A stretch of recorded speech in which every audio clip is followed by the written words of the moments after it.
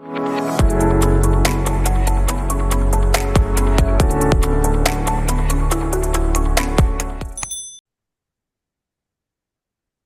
it away, Josh. Awesome. Well, welcome back to another Veterans Helping Veterans webinar hosted by yours truly and Triad InfoSec. Today we're joined by Lou Rosado, Marine brother of ours, financial advisor, wizard in all things money, chambership, membership director. I don't know, Lou. Tell us about yourself. Tell people that are watching what you do, why you're here, how you can help. Man, oh man. What so yeah, the who, the what's, the whys, all that good stuff, right? Blessings, everyone. Lou Rosado Jr. I am in the finance industry, as Josh said. So I'll keep it short and sweet.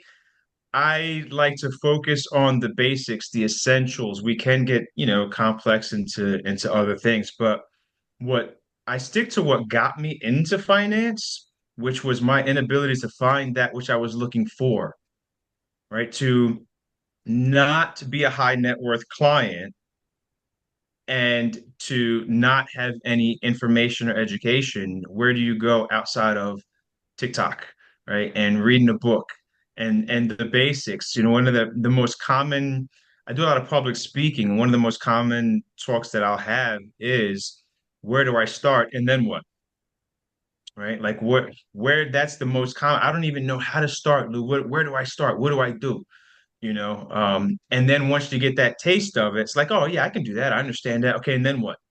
Right. And that's that hand holding in my industry is not as common as you'd think it would be, because for lack of better terms, there's just not, there doesn't tend to be a lot of revenue generated from that, right? From working in that space.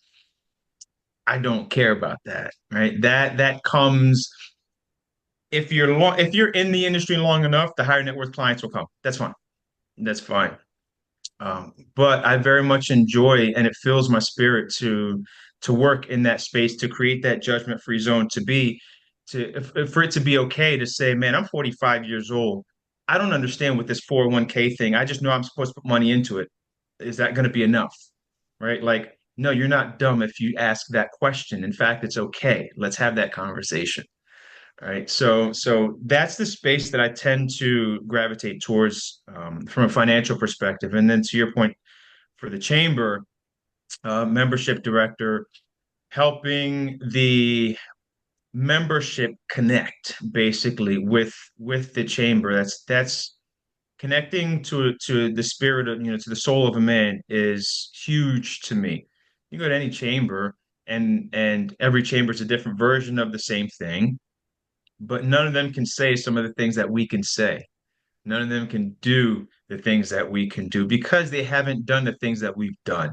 And that's not to poo-poo on any other chamber, right? But we know what we're made of, right? And there's an expectation that comes along with that, and for good reason, and that's a when you're talking about a chamber and the camaraderie and the business owners and right, we take what's been ingrained in us, right? And we apply that accordingly, in the business sense and just connecting, that's where my passion is. And there was a gap when I came on board with the chamber. So membership director is what I signed up for, man. For those of you not sure what chamber he's talking about, that would be your Houston Regional Veterans Chamber of Commerce. So that's where he's coming off with, we do things a little bit differently around here.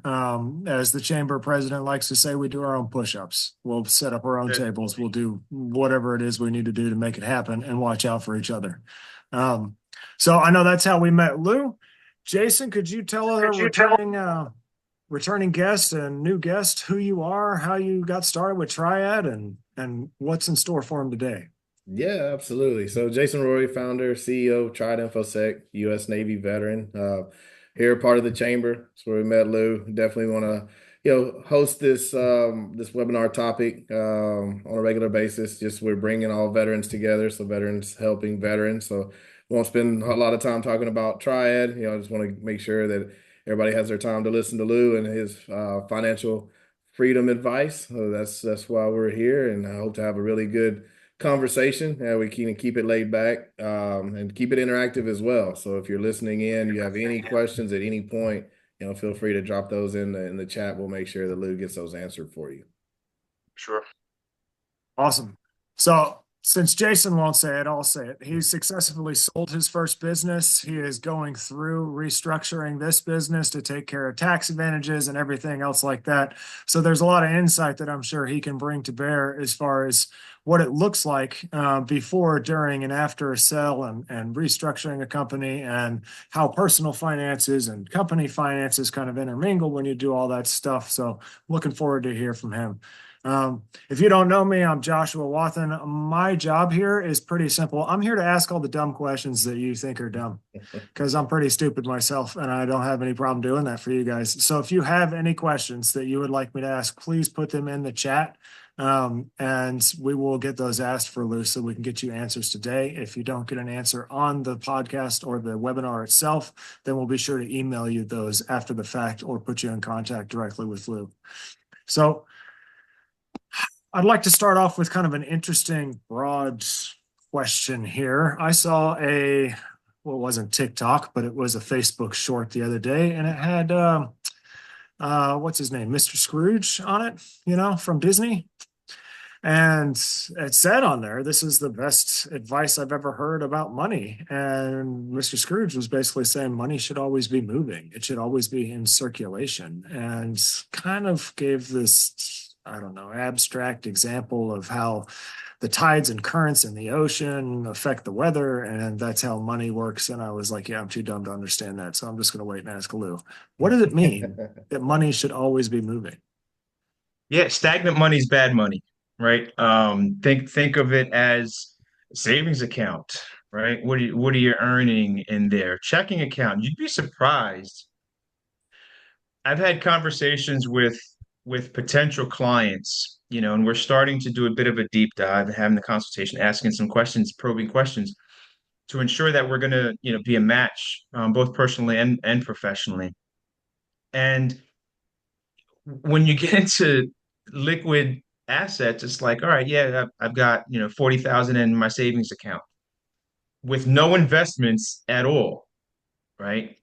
And I'm a why guy, right? So if you continuously ask why, you'll get to a point where there's no more questions to ask, and that's your start point, right? And then you turn around that all of the questions that you've asked and all the answers that you've received, and that's your plan to go forward and to build, to answer all of those whys, right? And there's always a cause in there that something like that, where someone's got 40K sitting in a stagnant account, not doing anything. And it's fear or lack of information or both, right? They don't know and they're afraid to ask, right? They don't understand that stock market stuff, and they've seen Wolf of Wall Street, and they see what their money can do and how they can get, Ponzi, in other cases, with Bernie Madoff and whatnot. So they're scared off by that, right? So that's one version of it. But there are other times where you may have a life insurance policy that has vehicles built into it that you're not even aware of, where you can possibly pull some money out of that. And that's a whole different world. Well, now you're talking about money that's sitting there, again, stagnant. And it's stagnant by way of you could be doing things with it as opposed to it just growing, at a certain pace. And you could possibly out invest it. Other life insurance policies understand that they're products, right? Insurance companies they're not nonprofit organizations. They're in it for the buck, right?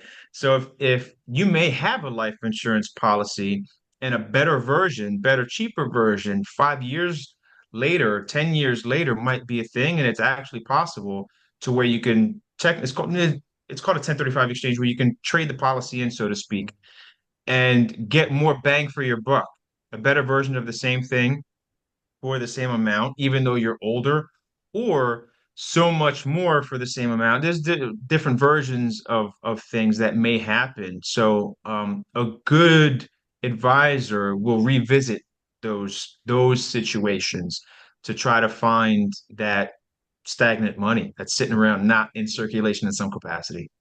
Oh yeah, that's a great point. And then one thing I had to get educated on when it comes to life insurance, and you may can help the listeners understand the difference between term and whole life, and what are those two things? What's different? Because I know a lot of times people will approach you taking out a whole life policy, bigger investment, but they try to position it as an investment, versus term just basically as your life insurance policy the way most people actually understand life insurance. This is how much money you'll get if something happens to you. So tell them a little bit about the differences there in case there may clear up some confusion. Yeah, life insurance is actually interesting enough where I spend most of my time. For those reasons, right? For those reasons, there's actually five different types of life insurance. Right. So that's a whole separate conversation to break all of them down. Right. Um, but what the two that you mentioned are the bookends. Term is the most inexpensive and whole life is the most expensive. And then there's three in the middle, with the most starting to become the most popular is the index, which is right smack in the middle. And I'll get to that first in a sec. But term life insurance is just as it's called, right? It's good for a certain term. That's that. It has a bad rap because it expires. And there's some companies that offer what's called return of premium, where if you do outlive it, you'll get some of your money back. But by and large, its duration is it, and that's that. There's no such thing as a bad life insurance policy, just one that doesn't fit your needs. If you're looking for a life insurance policy to be there when you die, term isn't what you're looking for. Right. Term is there if you die within a certain window, Mm-hmm. You right? got 15 years to pass away. Hurry up. Yeah, that's it. That's it, right? Here's your window. If it's gonna Yeah. happen, give it here. Yeah, better happen So now. yeah, and that's why term tends to be so cheap, Right. especially if you're younger. All right. Um, I use term in a few different ways. I'll use it one for temporary debt, right? So you get a 30-year mortgage on a house for 350 grand. We'll look at a 30-year life insurance policy for 350 grand. You keel over, wife and kids are good to go, Right. right? House is paid off. So those situations. Any other debt, if you got a significant amount of credit card debt or student loans, anything you may be co-signer of, right? We look at those situations. The second of the three situations is if it's all that's in the budget, right? If you're trying to buy life insurance at 50 years old, it could be, and granted, cheap, expensive, a lot, a little bit. These are all relative terms, right? They're all subjective to you and your situation. But by and large, it may be cost prohibitive to get a whole life policy when you're 55 years old. So you get a 30-year term, 20-year term even. That'll cover you till you're 75, 80, 85. That ain't bad, right? No. That ain't bad. So that's the second of the three situations. And then the third that I'll use term is if you are younger, we'll get it for a high amount because you're young, you're healthy, it's dirt cheap. Yeah. But, and this is where the financial advisor aspect of it comes into play as opposed to just life insurance salesperson. There's what's called a conversion rider in there, where as time goes on, you can take some of that insurance and convert it to permanent insurance. And you don't have to take the whole amount. So you can get $1 million policy, you're 25 years old, paying pennies on the dollar. 5 years later, take a portion of that and convert it to permanent insurance. Mm-hmm. Heard of that. Right. And so that's just another way to utilize term. Now, whole life insurance is expensive from the word go, It or is. more expensive, I should say. And it's because life insurance is all about risk, right? How much risk do you want to take on? How much risk do you want to pay the insurance company to take on? So when you're talking about whole life insurance, it's guaranteed, right? Now it's when you die. Mhm. Jason makes it to 110. When he Yeah. keels over, they're Yeah. paying it. They're Yeah. paying it, Don't right? they put you, they like value you at death or something, right? You have a death value that you kind of buy into, and there's a lot of strategies you There's a can lot of moving borrow parts in a against whole that life policy. policy. Yeah, it's it's very detailed. There's some interesting stuff Yes. behind, whole life policy. Don't really think about it as an investment vehicle, but that is definitely how it's positioned by most. So, Yeah, the cash value in there is in any permanent policy, it builds what's called cash value. Essentially, the insurance company will take some of the money and they'll make some investments, and they're going to make more. Again, they'll make more money off of it, right? Off of your money. But when a cash value account is present, that builds value aside from the face value of your life insurance policy itself. So you have this secondary account that's building equity. And what's becoming more and more popular is what's called overfunding, mm, which means, let's say we're just going to use some basic numbers. Your policy costs $100 a month. I don't care the amount, the face value, what have you, but it's $100 policy.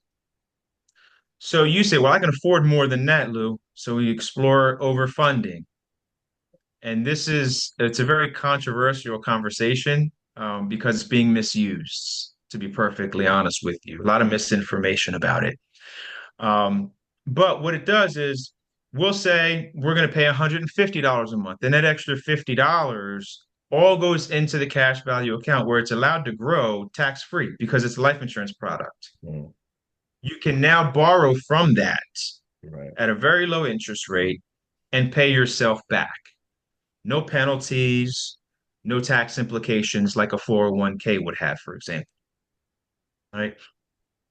There are some other things in place that make that not the ideal situation for some clients, right? And it's easy for me to say that because life insurance sales is not my primary source of income. It is a source, but it's not my primary source. So if Josh says, listen, I don't want that, Mm, cool. These are the other options that we yeah. can do. Yeah, well, that brings up a good point because there's so many different ways to, you know, invest your money, protect your money, tax free. So let's dive into that a little bit for the listeners. So let's say, you've got a good job now, making a good wage, everything's covered, your normal living expenses. So now you've got money to be able to put away. Yeah.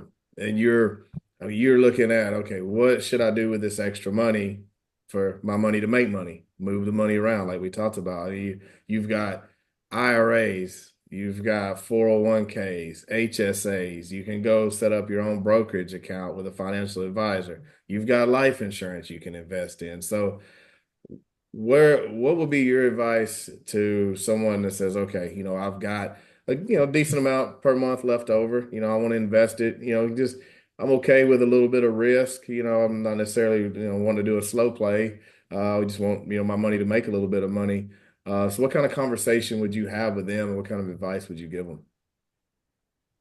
Yeah, these Is are that a always loaded question? Huh? I Okay. was just about to say these are always conversations. It's always a question that could never be answered, and I always feel bad, right? Because it's like it's a non-answer that I have to give, but there's just so many moving parts, right? Am I having that conversation with a 25-year-old? Am I having that conversation with a 55-year-old? You know, but long answer short is to explore all of those options that you just mentioned. The first thing I do when someone hires me and part of the onboarding process, and it always catches them off guard every single time. I ask for their HR package, right? The employee benefit package from their job if they're W-2 employees. What do you need that for? Because I need to know what's available to you, Mhm. and then I need your pay stub because I need to see what you're utilizing, right? If you have a company that gives you 100% match on your 401k up to 6%, Right. but you're only contributing 3, we're not even having HSA conversations yet. The first thing we need to do is max that 401 to get that free money, Right. right? From there, are there any other benefits? Some companies will do something like give you a discount on the employee stock, right? On the company stock, right? They have ESOPs going on. You need to utilize that. To what extent? Obviously, it would vary, right? And then, after that, that's when we start looking at the IRAs, whether it's traditional or Roth. Do you have any other monies out there? Can't tell you how many times oh man, I've got this 401 that from a job like, I don't know, 10 years ago that I left. Mm. I don't even know. Like, let's go get your Yeah, damn money, roll it right? over. Yep. Take that, roll that on over. Yeah, so just so many different, the hard, I don't want to say hard, but the time consuming part is to figure out which one of those is best for you and in which pecking order. Because as you continue to grow, more of those vehicles will be viable options for you. We just need to make sure that things are allocated. It's all about alignment, right? Where do you want to be? Where are you? Mhm. Now let's work on that path to get there. So this may be another tough one. This one's coming from uh the attendee. So with that point, it's a good segue. So how much planning do I need to do if my goal is to start my own business? So how prepared should I be? And I know is a loaded relative question of when you can make that jump from a job to a business owner. So how much planning do you should you do? How much attention should you pay? How much should you have saved? What kind of runway are you looking at? How would you have that conversation? Yeah, there is one short, quick answer to a part of that, and is be prepared to not make a single penny for 1 year. So if you And look when at you get to taking that all point, your personal all of your expenses, expenses. yeah, Yep. And when and you just get say, to that point, now you consider yourself broke, right, right? And that goes away. Now you're talking about how much operating capital do I need to build, right? And go and continue from there. yeah. So you have a short What window of hustle happens? time. So if you have a year to put Yes, back, because essentially once you hit about 6 months into that year, if you're not generating revenue by that point, you're in a bad spot. for sure, for sure. It's bittersweet as I continue to move on in my career year after year. I see small business owners that I, used to network with, and they've gone back into the 9 to 5 world. Yeah. It just that it's a dog eat dog world when you're talking about entrepreneurism, right? And planning, man, is everything. You have to, the other short answer is your personal finances have to be in good working order. I've seen people try to open up businesses to get out of personal financial holes. That's Listen, if it works, understand you're a unicorn, right? That's Right. that is the exception. That's not the rule, That's interesting. Yeah. So Yeah, what would be an that sounds example of like that? Yeah, what personal problem do you, I guess, could be potentially alleviated by starting a business? Educate me on that one. That's interesting. And I don't mean this in a bad way, but lack of the essentials, right? A budget. Mm, Have literally 50% of the country does not operate on a budget in their own homes. You have to understand the concept of a budget. And I don't mean, yeah, my mortgage is X amount, my car payment. No, no, no, no, no, no, no. Documented in some capacity, in some program. I don't care if you're just using Microsoft Word, right. something to where you can see how much is coming in, Mhm. from where, and at what intervals, That's yeah. and then how much is going out to where and at what intervals, It's interesting right? you say that because Josh and I were at the Aspire conference a few weeks ago, and I Marcus wanted to get over Lemonis, there. yeah, he Marcus Lemonis spoke, and to that point, he said, personally, your family should operate on a P&L. You should have a Couldn't have put it P&L better myself. for your home. So that's a great point. Yep. If you don't have that as a foundation, you're going to learn some lessons the hard way when it comes to your business, Mm, right? Because the business will, God willing, the business will inevitably grow, and you're going to reach a point where now you're running like a mad person trying to keep up with your business. I have a client in another state, and she hit the ground running and didn't properly align things for a foundation, and now she's just swamped. Money is flooding in. She's flooding out at just as fast, and she's trying to, she's chasing a bunch of chickens everywhere. So I actually incorporated some help, so a fellow chambermate, someone else. I believe you guys had Goodrich on here too, didn't you? yeah. Yeah, he's around Yeah, here somewhere. so Yeah, yeah. I brought Goodrich in on a deal. He is business finance is his thing. Brought him in and to try to establish that foundation for her, just to get to a better understanding of her financial situation. So this is interesting. I think, you know, first of all, just doubling down on if you have horrible financial situation right now and you're planning on starting a business to resolve that, just understand that what you're really doing is pouring gasoline on a bonfire. Like it may not end well. It may end up amazing, but you're going to be really, really lucky if that's the case. Um, I do want to talk a little bit about the difference between a P&L and a cash flow statement. From a personal finance perspective regarding maybe debt, maybe investments, and understanding what expenses I have versus the income I have going in and out, and when the expectation is versus the cash on hand and how much cash I'm actually able to hold on. And then I've got a follow-up question for you based on what your viewpoint is on looking at that from a personal financial perspective. Yeah, so they're very similar, right? They're Mhm. they're very, very similar. When you're talking about cash flow, it's just seeing how your money's moving in and out, right? P&L statements, now you're looking deeper into what the business is earning and what the business is spending in a specified period of time. Very, very similar, if that makes sense. Does that answer the question? Right. So Yeah, yeah, I when you're think, talking about go ahead. the P&L statement to me, and correct me if I'm wrong, because I'm not a financial guy, right?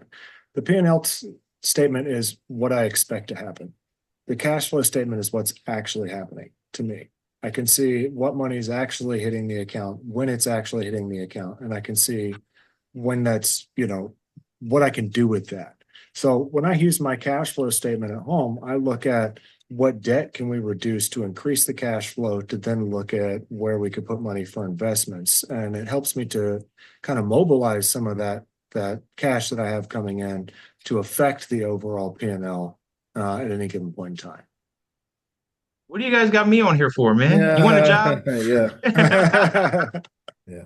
I'm just curious if you find that to be a useful exercise with your clients, if you have a tool that you recommend to use that. Like right now, we use spreadsheets. I really Yeah. would love an app, that I could plug stuff into. Sounds But like a having, business opportunity, brother. yeah, Mm. yeah. So then For my sure. follow-up question to that is, we talked about keeping money moving and not keeping it stagnant. We talked Yeah. about capturing the free money that's out there if you're a W-2 employee. For us entrepreneurs that are out there that don't have businesses that are big enough for 401k and stock options and things like that yet, how do I keep my money moving? What type of investments are out there for me to put my money in? How do I gauge success or failure? Yeah, so assuming you're in that space where you're able to just not sure how, right? The first thing you've got to do is look at home. And by look at home, I mean, again, if you're a W-2 employee, what are you utilizing? Some companies will have a firm, right, of some sorts, or their money person, right? Go to HR and ask, "Hey, so who handles our 401 company X? Okay, well, can I just give me a phone number? Who can I speak with over there? Right? And start getting some whatever you do, and this cooks me, whatever you do, you avoid the water cooler conversations, right? The guy that says, no, listen, this is what you want to do with your 401k, right? Because he may be spot on. God bless his soul. He may just be trying to help you out, right? But what he's telling you is what works for him. That may not necessarily be what works for you, right? So take the information, but when it comes to your finances, it's all about information acquisition, right? Data, get the information. Now, sources. That's where it can be difficult because that water cooler guy may sound like he knows exactly what he's talking about, right? But what happens if you lose money? It's not going to hurt him at all, right? So this is where you want to make sure you're speaking with a qualified individual. If you have a free service with your employer, start there. If you don't, or if you own your own business, right? Ask around, see who has a financial advisor, and have a conversation with at least one. That's crucial. I always, whenever I have a financial planning consultation, if they haven't spoken to someone, I always recommend they speak to at least one more. You may fall in love with my platform. It's under a flat fee, so I don't care about how much money you make. That may sound like the best thing in the world to you, but guess what? You don't have anything to reference that with, right? Go and speak to someone else. Go to one of the big boys. Go to Edward Jones. Go to Merrill Lynch. Go to a smaller one than myself, right? But find out, get more information and see what works better for you as you get a better understanding of how money works, right? So start small to answer your question. It's a long way of saying, Josh, start small, get information, and continue. I had a client. This actually is a perfect example. She's getting by, right? From a business perspective, she's an entrepreneur, life insurance policy from a loved one, and a significant amount of cash falls from the sky.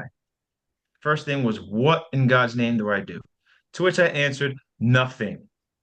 Put it away. Don't buy anything, don't book any trips, don't pay anything off. Let's have a conversation first. Fast forward a few months, I walk her through the process. She now has an understanding of finances, right? She's got some financial literacy now.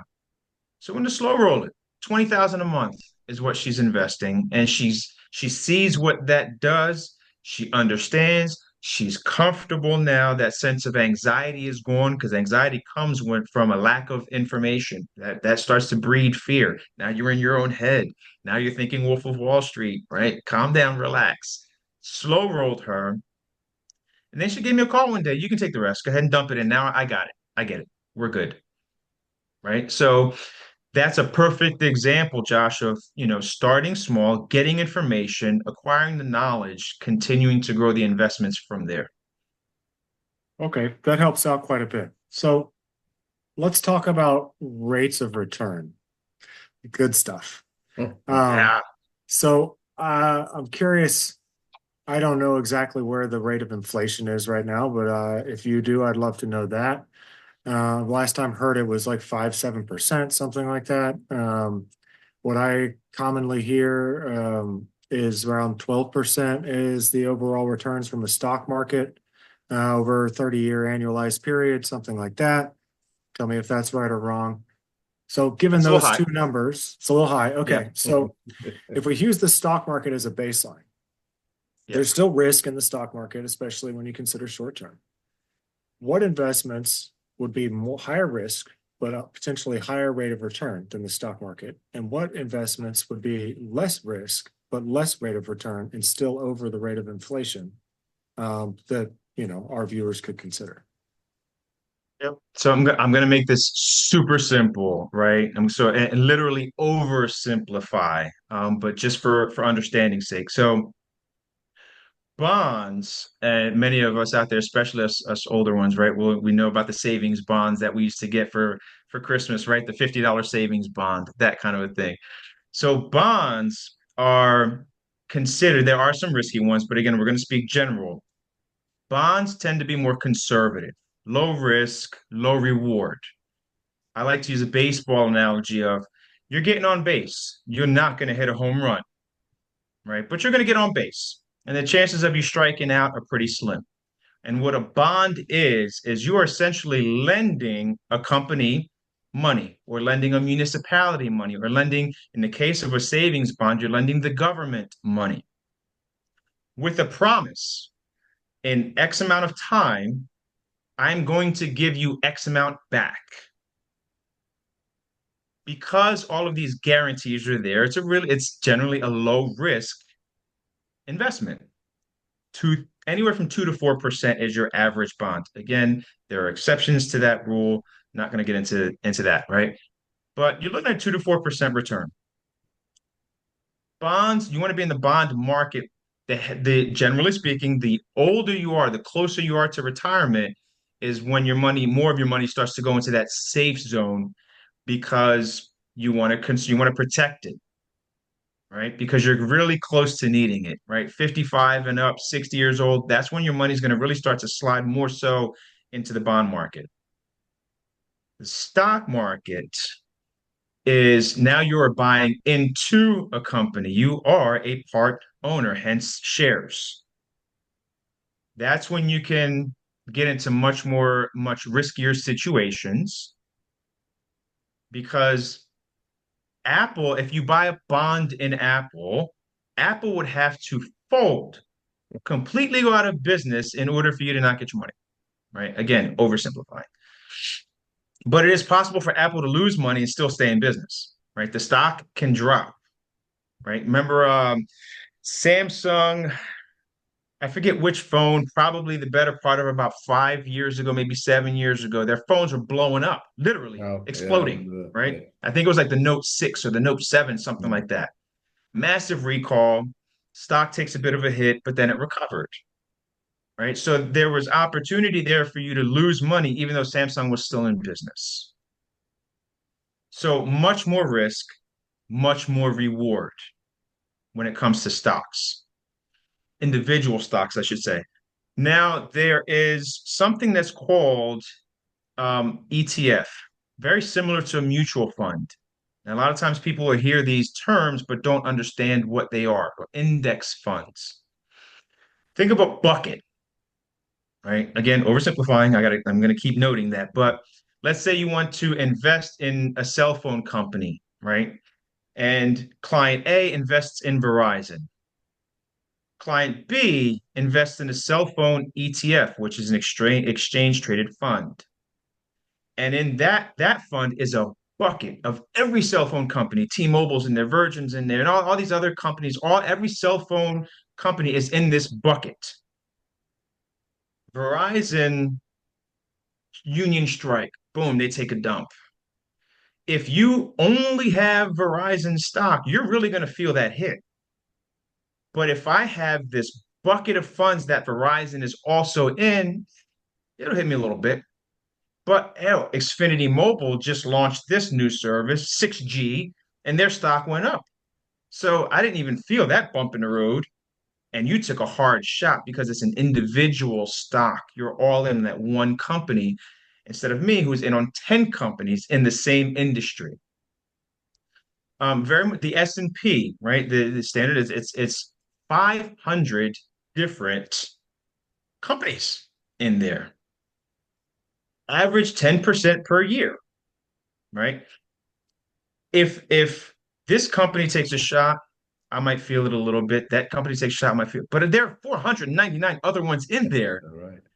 right? So it's not going to. So I guess, Josh, that worst case scenario, you can put your money in the S&P 500, right? To start, if you don't know anything about, you can put some of it in the S&P, right? And generally speaking, it's considered a safe investment. Slow money. We're talking long game, right? That's not financial advice that I'm giving. We're speaking again generally, right? But that's slow and steady wins the race.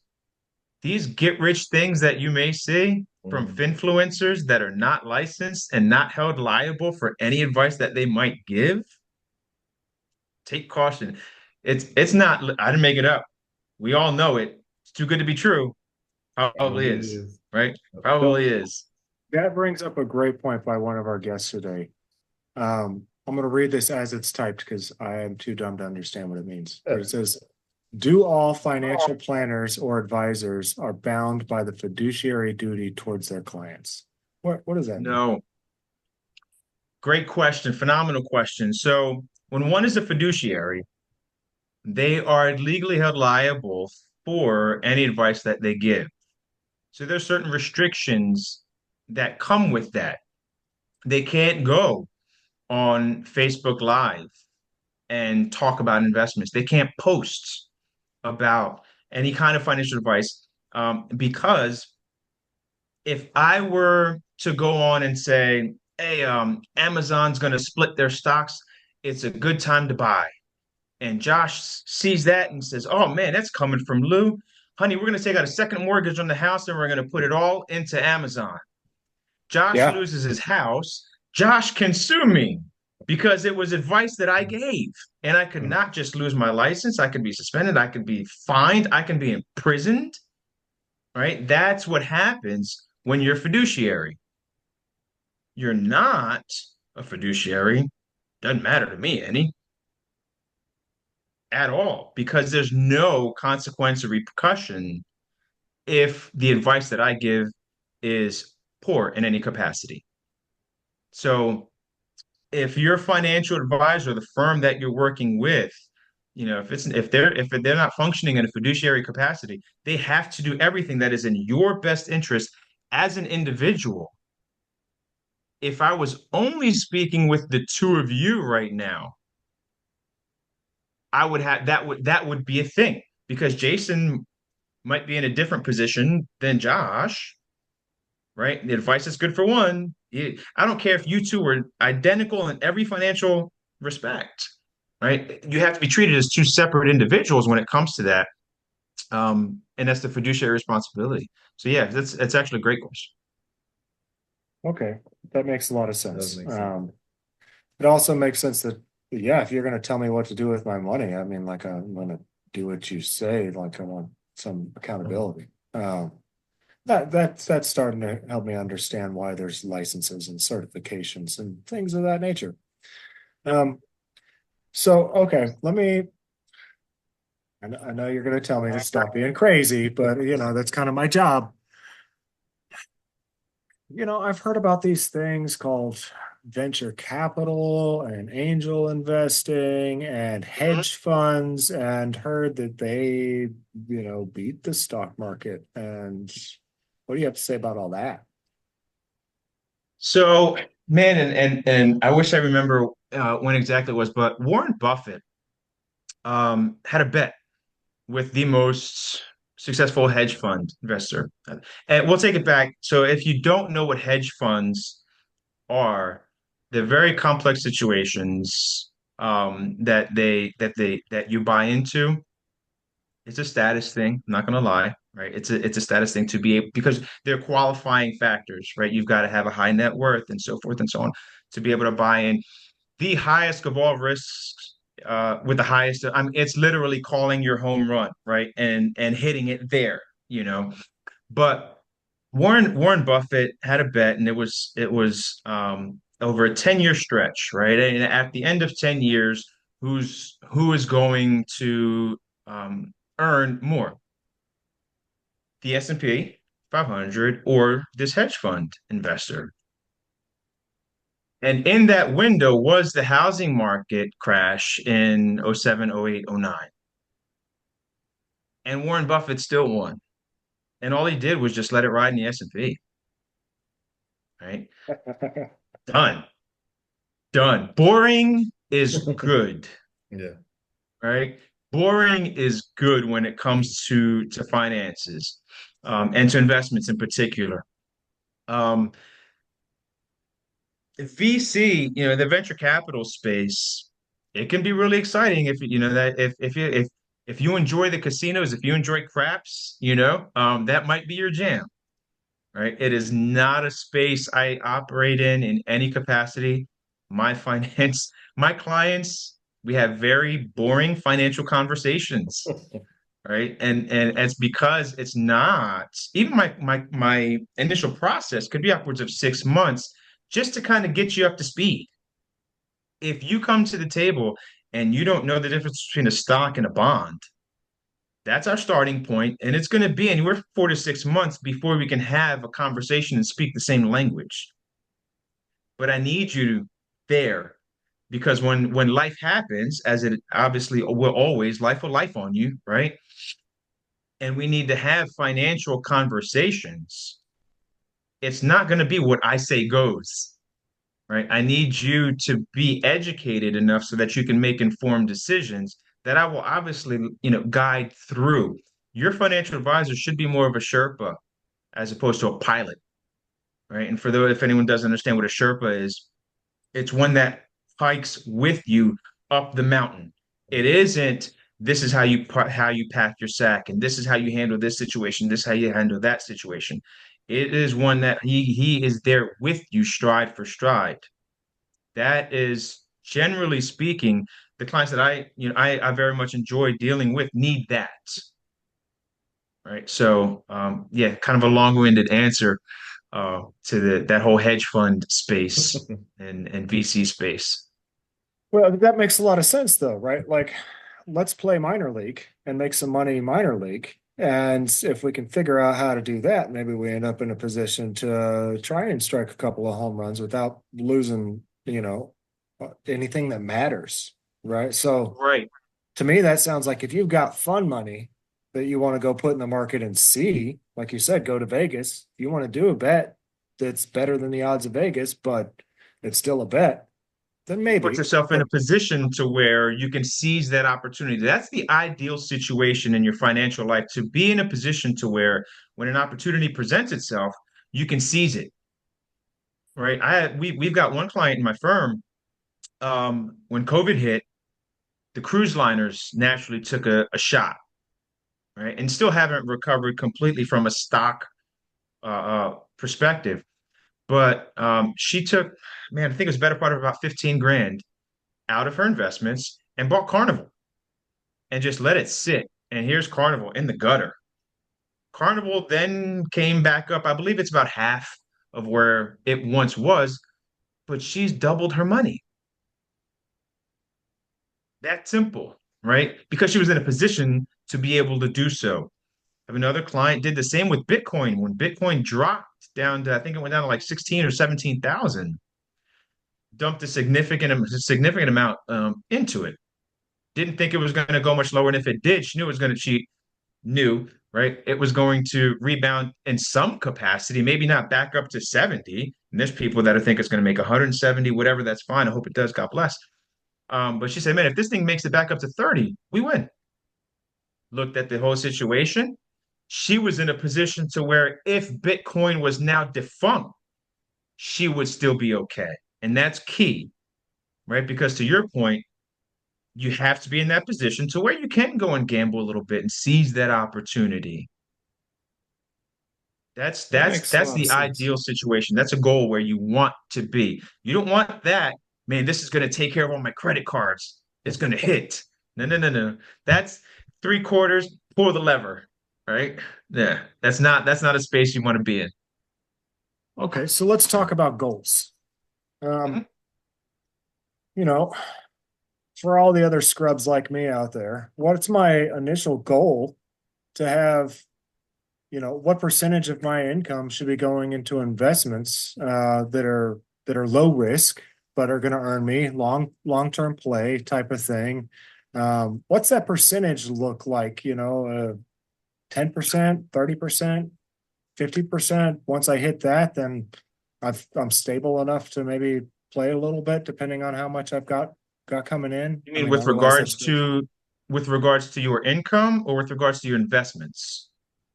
I would say, what's the percentage of my income that should be put into investments Okay, for got it. long-term risk-free investments? And then, like, if I hit that and I end up with extra income, then I know, okay, I've got my expenses paid for, I've got my regular investments, I've got my insurance policies, and all that stuff is built.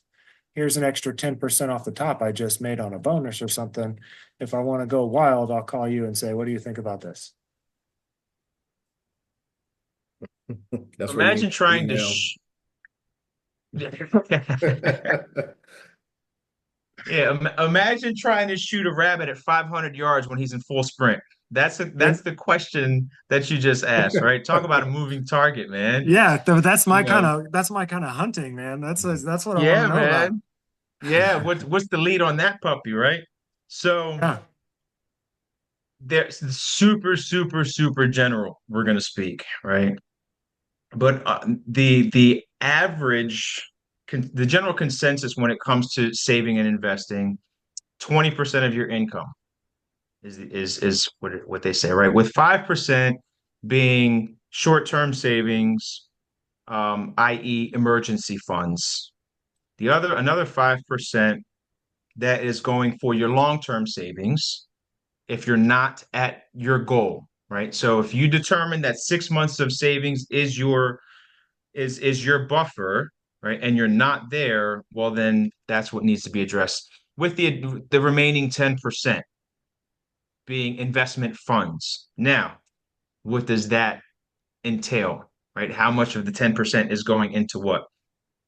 That really is all dependent upon what you have available to you, right? Do you have a 401k? If not, that.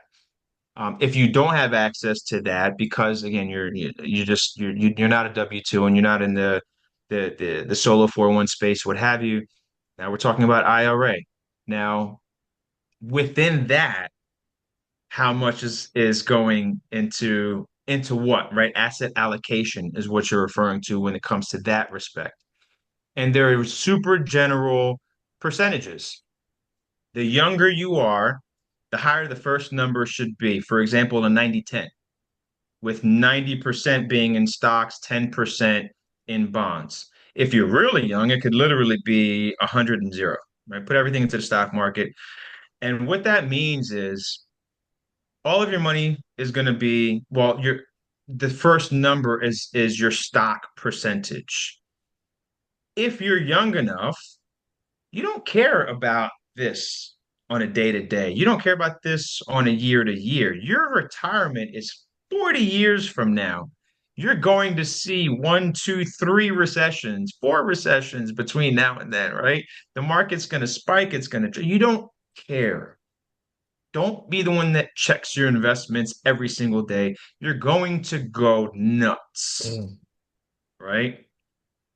As you continue to age, first number is going to drop as the second number rises, right? You're going to go from that 100-0 to a 90-10 to that 85-15 and so forth and so on. And once you're in that retirement phase, now you shouldn't ever, for the most part, generally speaking, there's no such thing as a 0-100 and you know what I mean, where there's no stocks and it's all bonds because you're just going to uh, um, you're going to pull more from it than it will be able to grow, right? Because remember, bonds 2 to 4%. You want to generally be in a position to where you can pull about 6%, right, out of that. So you need to be able to out invest that, right? So that's when you start getting really granular. What are your goals?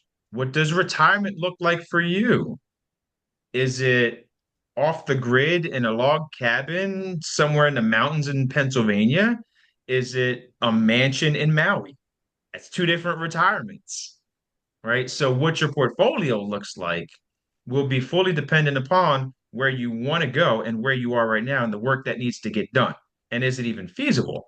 There's times where we have conversations where it's like, you're talking about retiring at 50, Bubba, that ain't happening, you know? And then there are other times where, and this is one of the, I had just started, like I had just gotten my first license. And a client was in the office. I was not my client. I was a fly on the wall. And the couple comes in and they wanted to have the conversation about planning to buy a lake house home and it be their vacation home. And then eventually their retirement home as the kids grow up and move out, sell the house, the vacation home now becomes their retirement place, right? We do a deep dive. Well, the other advisor does a deep dive. They're in the position to buy it right now and didn't even know it, Oh. right? So we just accelerated by 10 years their life goals, right? Super cool when you can have those conversations. But it's putting the time in to get an understanding of where you are, an understanding of where you want to go. It takes time for you as a client to learn and understand and be willing to put in the work because I can build you the best financial plan imaginable.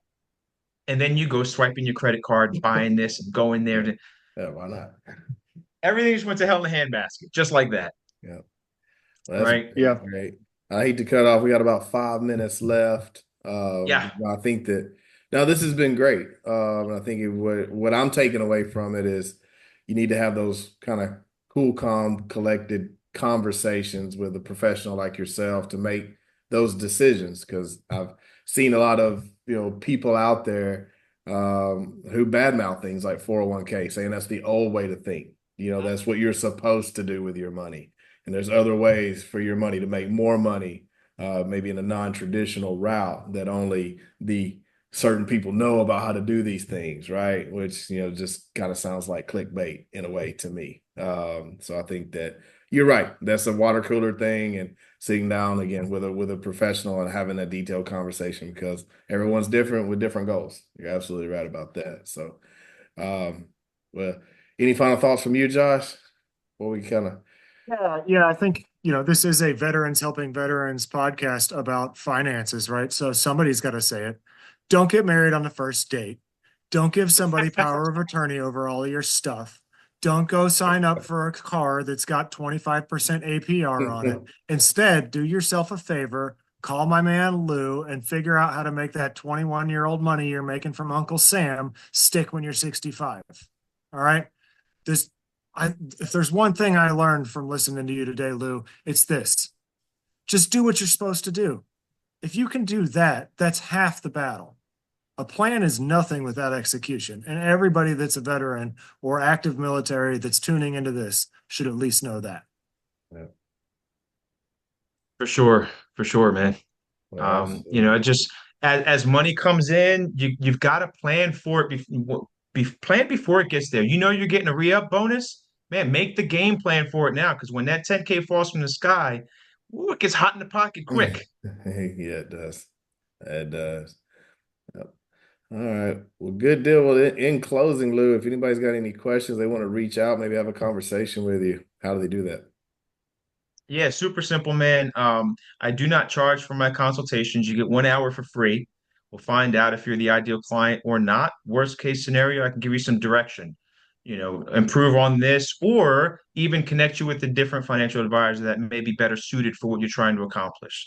And the easiest way to do that, you can hit that QR code right there. There's a link right to my calendar, or you can just go to meetwithlou.com. That populates the same thing, gets you right to my calendar.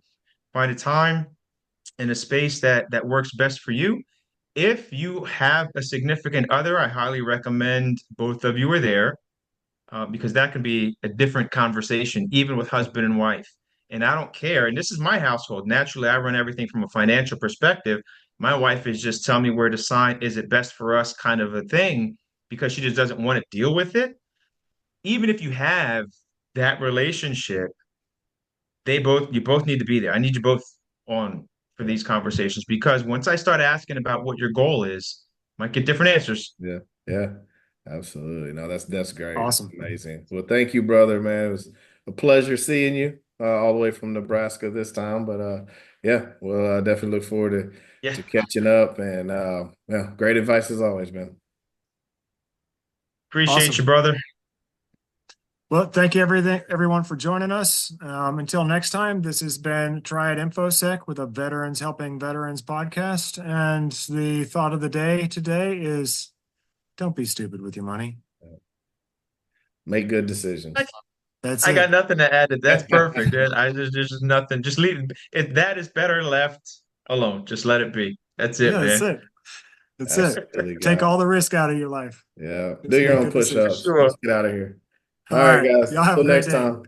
Blessings.